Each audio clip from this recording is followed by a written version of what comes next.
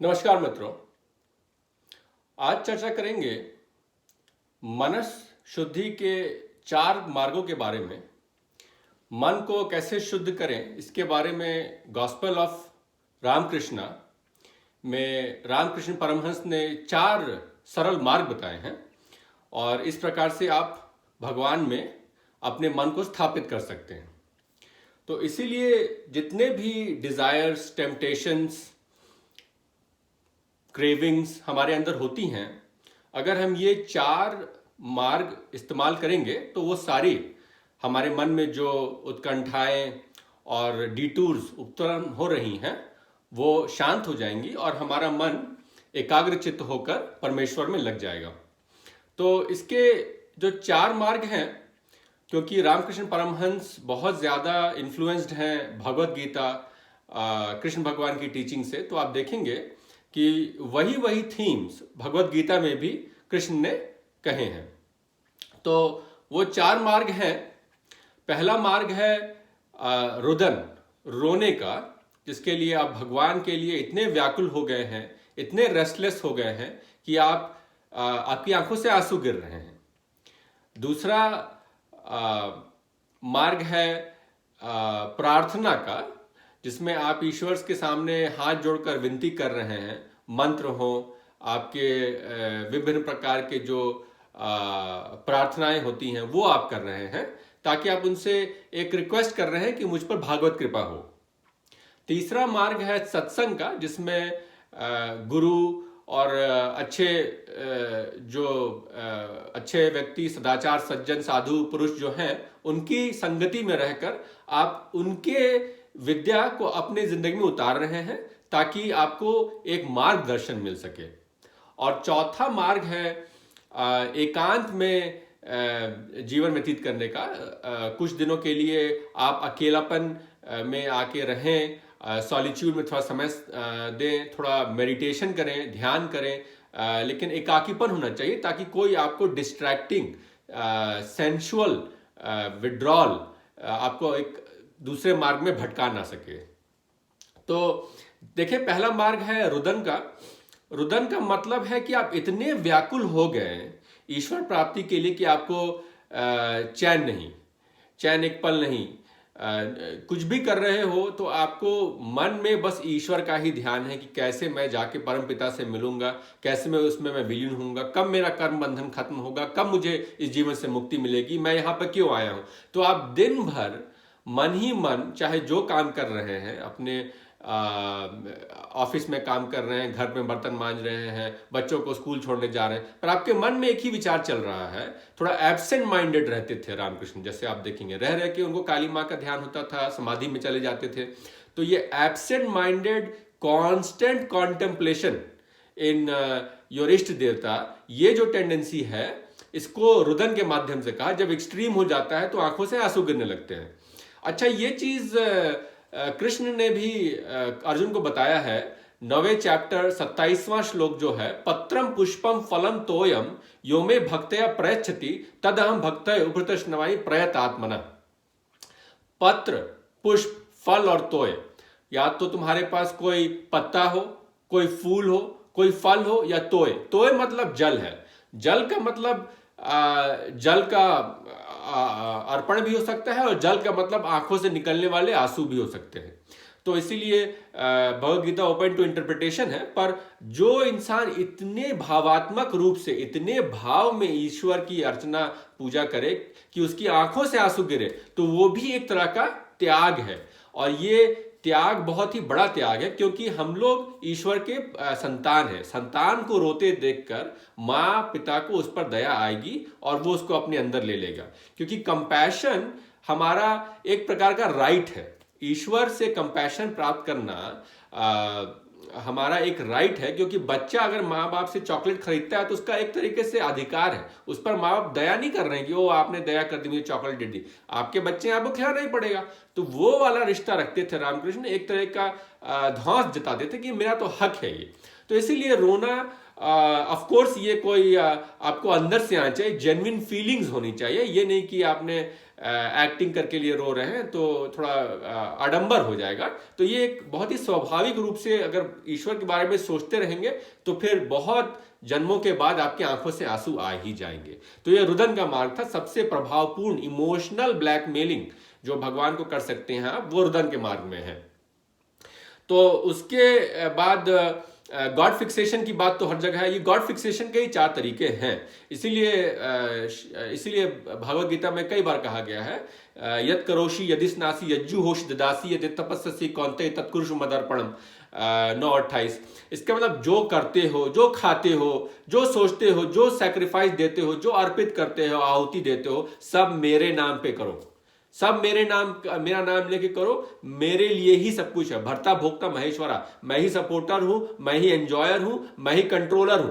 ये आपने समर्पण, सर्व समर्पण, परम समर्पण की भावना से कर दिया तो आप में फिर वो प्रार्थना हो गई। प्रार्थना मतलब अपना कुछ जो है वो आपने अर्पण कर दिया, रिक्वेस्ट लगाया। तो रिक्वेस्ट करने वाला इंसान थोड़ा हम्बल होता है, थोड़ा उसमें गुरूर नहीं होना चाहिए, उसमें अहंकार का लेश मात्र नहीं होना चाहिए। अगर अहंकार आप में आ गया तो आप प्रार्थना मंत्र सही ढंग से नहीं पढ़ सकते हैं। इसीलिए अहंकार में आप तब कर सकते हैं, लेकिन अहंकार में प्रार्थना अच्छे से नहीं कर सकते हैं। तो अगर प्रार्थना का मार्ग लेना है, भक्ति योग का जो रामकृष्ण परमहंस का है, एक छोटे बच्चे का है, उस मार्ग में आपको कंप्लीट सरेंडर कर देना है। रोना है, चिल्लाना है, गाना है, बजाना है। ये हरकतें करेंगे तो ये फिर नेचुरल सबमिशन भगवान के प्रति आएगी।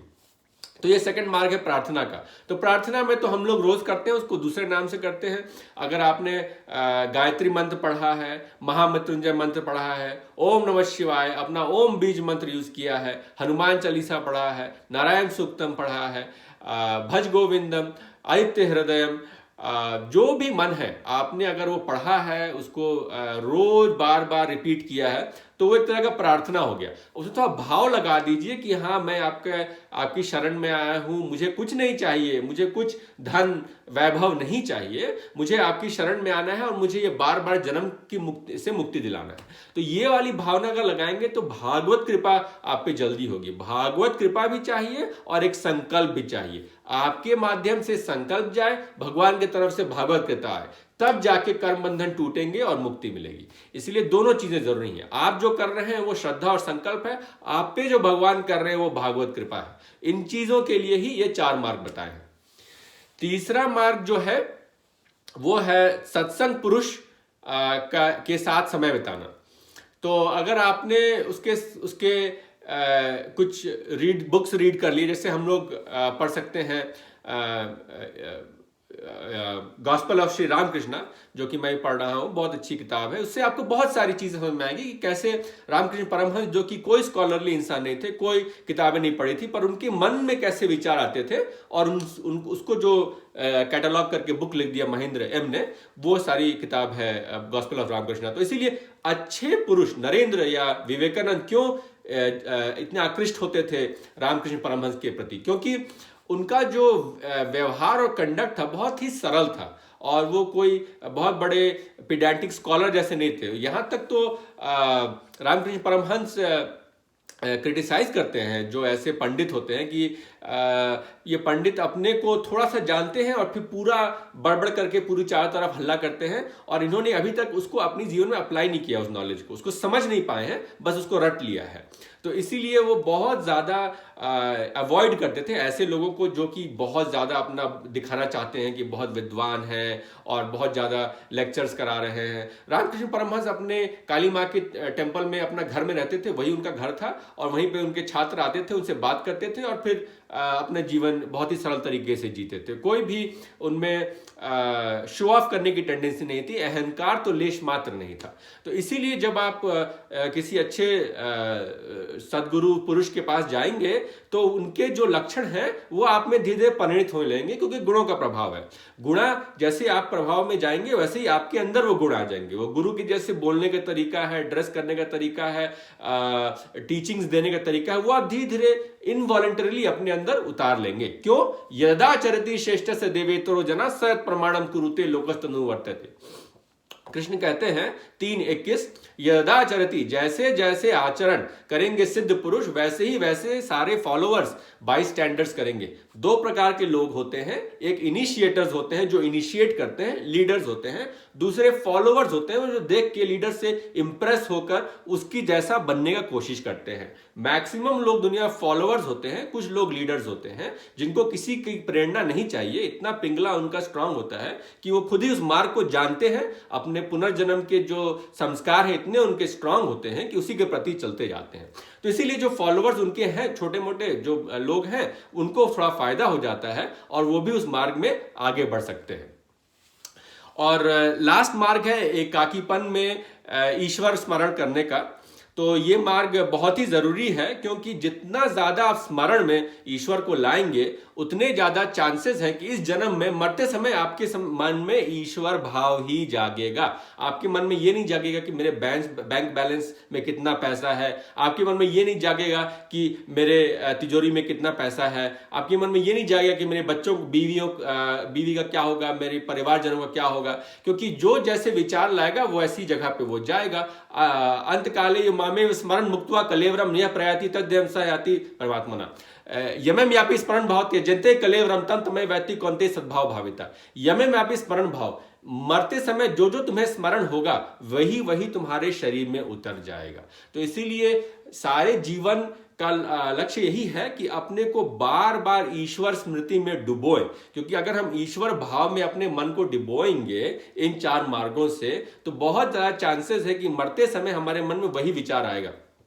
क्योंकि जो विचार मन में आएगा वही आपका रूप परिणत हो जाएगा। जो आपके थॉट्स आएंगे वही आप बन जाएंगे, जिसके बारे में सोचेंगे वही आप बन जाएंगे। तो इसीलिए क्योंकि ये दुनिया मैनिफेस्टेशन की दुनिया है, unmanifest thoughts become manifest objects. तो इसीलिए जो आपके अनमैनिफेस्ट विचार हैं, जो कि नहीं स्मृति पटल में है, सूक्ष्म शरीर में है, वही स्थूल शरीर का रूप ले लेंगे।